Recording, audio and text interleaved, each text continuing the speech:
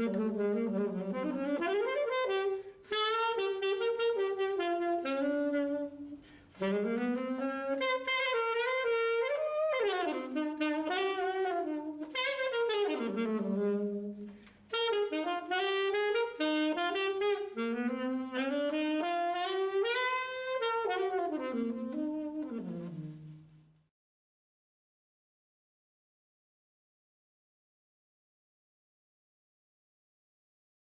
you could fill in the blank, Marcus Mitchell is, how would you complete the sentence? Oh man, Marcus Mitchell is a humble guy, very humble. I like that. I like that. Definitely. And why would you say that? Well, I guess the biggest thing is that having a talent and being able to express it to people and having people to appreciate your music is a very humbling thing. So for me, it's just something that I've always geared towards too, and strive to be as humble as possible. That's awesome. And how did you get started in music? Well, it was actually not by surprise or chance or whatever. My father was a saxophonist. Oh, cool. So I had to pick an instrument in elementary school. And I came home one day and I was like, well, I'm just trying to get past the class and stuff. I don't have any interest in music at all. Sure. And my father was like, well, I played the saxophone, so you're going to play. So I cried and cried and cried and cried and cried. And here I am today. Well, there it is, in a nutshell. And what made you want to become a full-time musician after you kind of got the hang of the sax? Sure. Well, the biggest thing is when I was in high school, I kind of realized that this was my passion and this was my gift and my calling. So with that, I just decided that I was going to, go out on a leap of faith and do music full time. Wow, okay. In what ways do you think that that your faith plays a role in your life and or in your career? Sure. No, faith is very important. I come from a Baptist background. My grandfather has a church in Houston, Bible Way Baptist Church. So it plays a very important piece in my life because without faith, you can't succeed. So it's very important. And did you play or do you play any other instruments aside from the saxophone? I do. I play piano as well. Okay. Yeah, I sing as well. Second jump. I wish. Funny. Who are some of the artists or instrumentalists that inspire you the most? Sure. Well, I'm inspired by a whole bunch of musicians. From the jazz realm, Grover Washington Jr., Kirk Whalum, Mike Phillips, even like Candy Dolfer, who's an awesome female saxophone player, all the way to Beyonce, Houston girl, I'm from Houston, so Jay-Z, okay. Kanye West, Taylor Swift. I take from everything. So that's cool. Yeah. And it all kind of goes into the sound that you have? Sure, yeah. It's just like a big pot of gumbo, just a whole bunch of stuff. That's a good analogy. Okay, that's awesome. What does jazz mean to you? Jazz means to me expression. It's a very unique expression, if I can say. That as jazz musicians, even people that are connoisseurs of jazz, Sure. it's just an expression. It's a feeling. You could be in a bad mood, you could be in a great mood, but if you turn on some John Coltrane or Marcus Mitchell, it may Hey, plug. it may make you feel better. So it's just an expression. It's a feeling. It's an experience. I like that a lot. I like that a lot. So what space in music do you think that your sound occupies? That's good. You got some good questions. Thanks. Like you were talking about influences and stuff. So, Sure. I would say that I have like an urban sound. Mm-hmm. So it's kind of unique in a sense. I take a lot from a lot of other musicians and saxophonists, but I would say I have kind of like an urban, like kind of not dated sound, but well, I guess I can say that urban and dated, if that makes sense. Mm-hmm. A lot of people say that I have a old soul, and I guess it comes through my horn, but I have a lot of nuances that I use as well. So let's talk a little bit about MHM Music, 24th Music, Sure. Entertainment Group, and Sure. all of those things. Because he's an entrepreneur as well. What made you take the entrepreneurial route? Well, I kind of learned real early. Russell Simmons is a good friend of mine and a mentor, and listening about the stories about him starting Def Jam in his dorm rooms and stuff. So I did the same thing. I was in college at Shaw University and decided that, it was more to just me playing saxophone. Like in order to make a living, I had to think about other stuff. So Right. I planned ahead real early and had my first distribution deal when I was a junior in college. So I was running a record label while I was going to class. Wow. Okay. And at the same time doing gigs and a whole bunch of stuff. Yeah. Okay. And so when you're composing music, Mhm. what do you think are the top 3 things that you have to have in the studio readily available to you? Oh my God. Well, for me, my keyboard, headphones, and a clear mind. I like that. Yes. You gotta have a clear mind because it's just like being a journalist or being an author. You get mind block. You know? Absolutely. You know, so Yeah, that happens writer's a lot. block is real. Yeah, writer's Yeah. block. There you go. So, you know, I try to think of different things that inspire me while I'm in the studio, and you know, just do it. Yeah, I love it. Okay. What are the titles of your album tracks inspired by?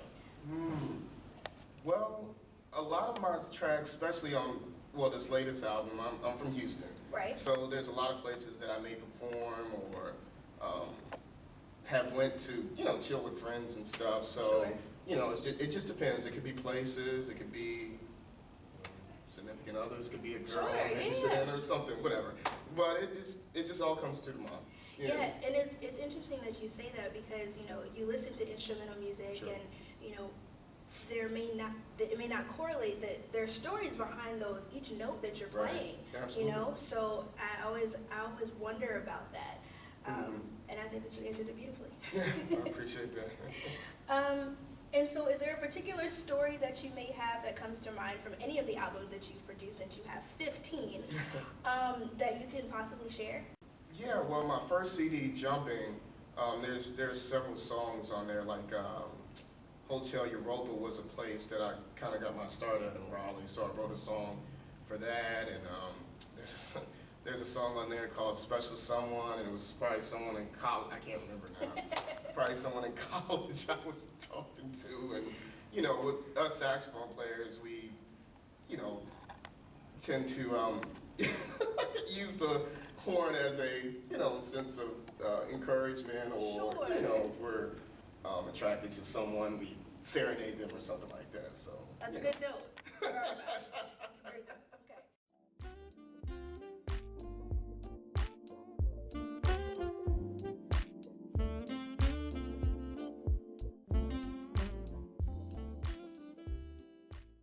So how do you prepare for your shows? Yeah, really, I'm so busy, so I don't really have like a mental preparedness. Okay. Most of the time, I'm like either rushing to the gig because I just got out of a meeting or something like that. But Yeah. when I do actually get to the venue, I just try to calm down and get myself together because most of the time I'm always running. So when I get to the gig, I'm there with the band, so we may crack a couple of jokes and stuff, just to Keep it light. Yeah, nice icebreaker. Yeah, Mhm. I like that. Who have you had the opportunity to play with or play alongside or for? Sure. A lot of jazz musicians, like I said, Mike Phillips, Kim Waters, Earl Klug, George Benson, Marcus Johnson. Had the opportunity to work with Matthew Knowles for a while. Okay. Did some stuff with Destiny's Child. Wow. And a whole bunch of people. Very you cool. know. And you have the chance, as I understand it, to go to the Grammys annually. So Yeah. how did that opportunity come about, and what is that experience like? Sure. Well, actually, when I was in college, one of I'm trying to think, Alexis Collins, her father was on the Grammy board, and he actually co-wrote one of Isley Brothers' Okay. top songs or whatever. Sure. So I was like, well, I need to do some investigation. I would love to be like on the voting Yeah, board that'd be for the very cool. Grammys. So I spoke to him about it, and he was like, well, you gotta wait like 20, 25 years to do it. They don't allow younger people to come in. I was just like, no, this can't be the case. So I reached out to Matthew Knowles, and we talked about it. He was like, well, I'll give you a recommendation. Let's see what happens. So at the time, I was at a 9-to-5 job. I was working for Veterans Affairs. Okay. And so he hooked it up, and he was like, well, I think you're a member now. And I'm like, huh? I'm a member of what? He said, you're a member of the Recording Academy.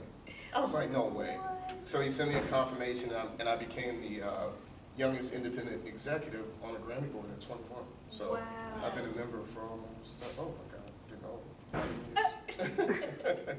So yeah, we as voting members, you get a chance to go to the Grammys and stuff. That's so cool. So cool. And we do other stuff as well throughout the year. We advocate for performance rights and a whole bunch of other stuff. So Very cool. And out of everything that you've, been taught and all the opportunities that you've had, what do you think is the best piece of advice that you've received, and who is it from? Wow, that's some good questions here. I've received a lot of advice from a lot of people. I guess, talking to mentors like Marcus Johnson, who was also an entrepreneur as well. Just going back to being humble, and the other thing is to just stay the course. If you have a vision and you want to do something, don't let anybody like sidetrack you, or don't let anybody get to you. Just stay the course and do what you need to do. Yeah, I mean, that's great. That's great advice for anyone. Yeah. Too. I think that's great. Yeah.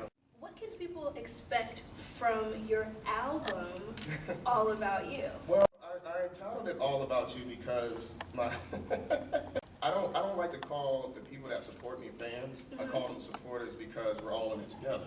Oh, I like that. Yeah, so if someone, just the other day, me and Marcus Young, who's another keyboard player in the area, we did the Fox Christmas show. And I saw that. It was great. thank you.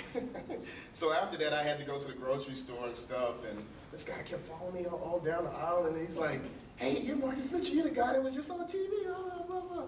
So, and it's a good feeling, and he was like, "I have all your CDs and all this stuff." So this CD was basically putting a compilation of songs that I knew that my supporters would like, different styles, R&B, jazz, soul, and I just put it all into one. So it's about the supporters. That's why it's called All About You. That's so sweet. What's your favorite part of performing? The crowd participation, the back and forth. People tell me all the time, like, man, if it's 10,000 people or 5 people, you always play like it's your last time. And I'm like, yes, because growing up, my father's always told me, like, when he made me practice, he would always say, like, when you get in front of the people, it doesn't matter how many people are there. It could be your last time, so just give it your all. So any time that the crowd participation is there, that brings it more to me. I'm always hyped. So Yeah. And what do you think the message is behind your music?